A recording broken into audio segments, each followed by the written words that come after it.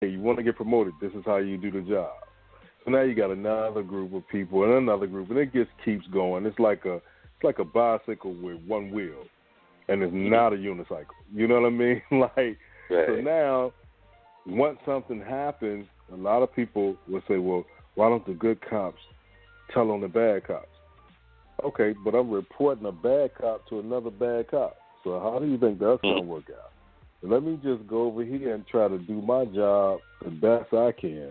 Let me try to establish some type of rapport like Officer Tommy Norman, the Little Rock, Arkansas Police Department, who's established, community policing at its finest. You know, he's not just in the car. He's in the neighborhood. Everybody knows him. He's doing stuff for people in the community, probably on his own dime. But to do that and to show that not all officers look like those who were out there trying to beat Rodney King into another dimension some 25 years ago. You know, they're not like those officers now that will say, oh, I was in fear for my life. When you tell a man to go get his ID and he reaches in the car and then you shoot him. Well, that officer just got sentenced to some prison time. I don't know if you caught that. If I find the article, I'll post it on the page. But he's like, I waited all 3 years to tell you I'm sorry. Well, sorry, you lucky you didn't kill him, you know. And look at what happened to Philando Castile, man, minding his own business and ended up losing his life that day.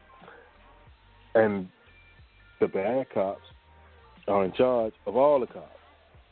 In some cases, not in all, but it makes it difficult when you're trying to do your job based on the oath you took. And it's like, I don't have time to jump into this fight. I just hope he'll get what's coming to him one day. Because, you know, like, it's a tough spot to be in. It's a tough spot to be in when you're faced with that racism and discrimination and you want to figure out, like, what's my next move? Do I take it all the way to the extreme and then I'm in trouble? Or do I fight with my mind and an ink pen? But now you got to figure out how to, how to do it. Now, Sonny Lanham died, too, at 76. I think he was in Predator and a couple of other movies. They usually say celebrity deaths die in threes. So I just saw it on TV. It flashed up on the screen.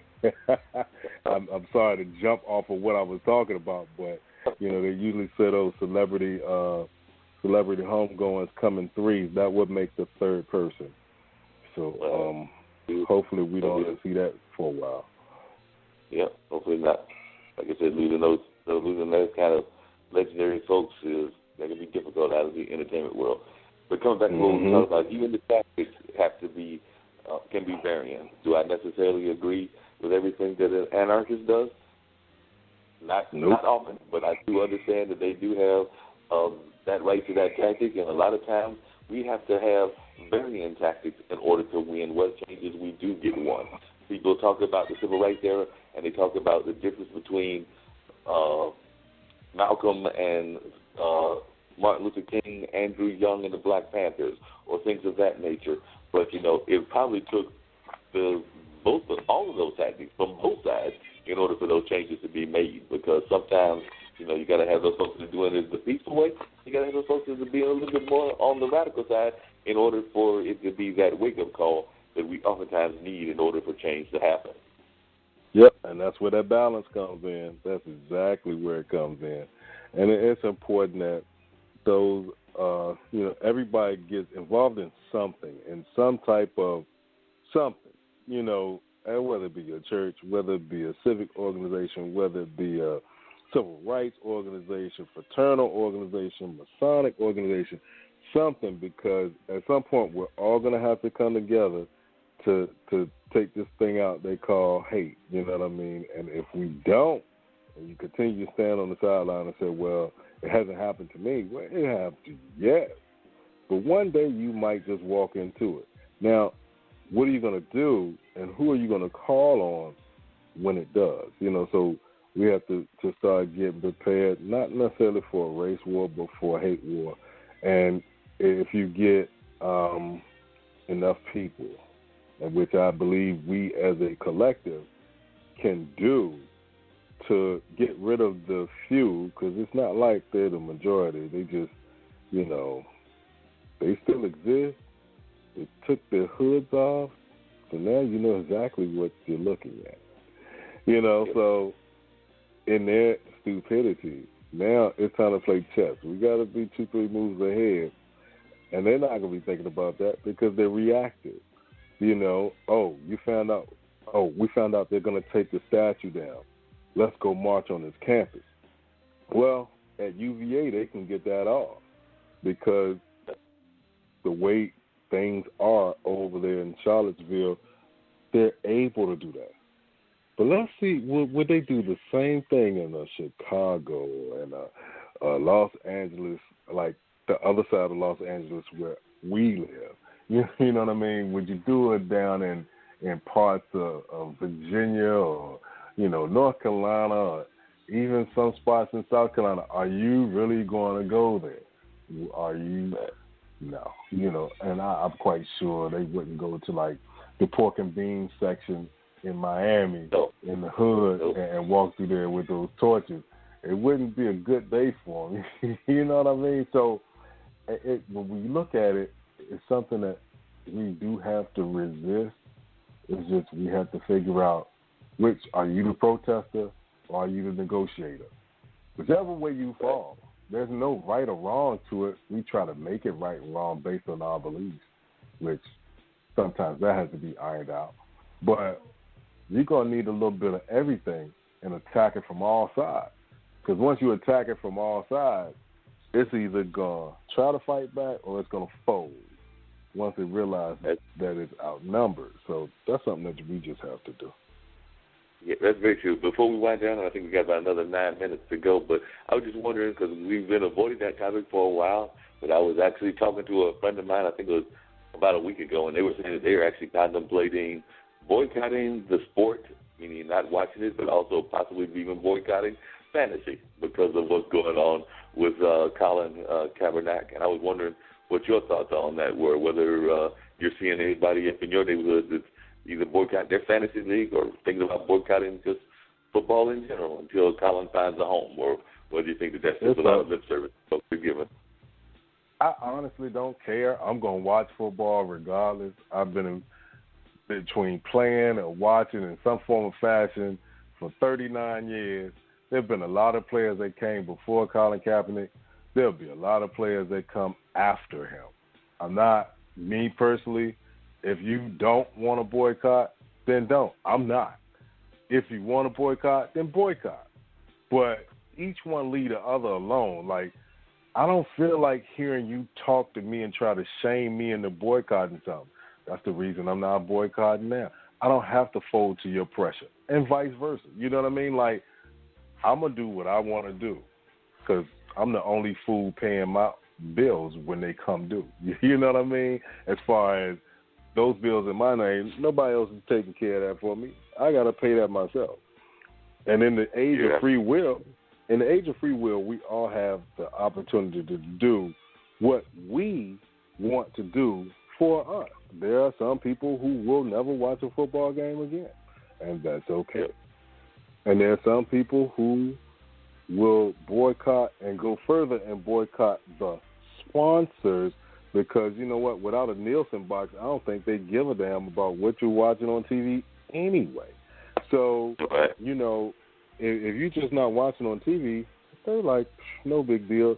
We take a sample of about 10,000 people to figure out what 10 million people are watching. And we're going off guesstimates and assumptions.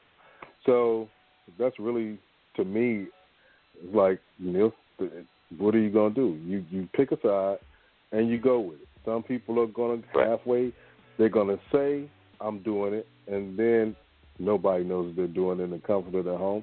But that's okay, too. You know, but when asked directly, am I boycotting football? No, I'm not. I'm probably, you know, I'm going to be watching as well, so I know the feeling. But I did have some friends that said they were contemplating boycotting both regular football as well as not participating in the fantasy leagues. Now, whether that's actually going to happen or not, they may be talked out of it. They may actually do it. But right now they're saying that they're not going to be involved. Not this one. I'm going to sit this one out. Yeah.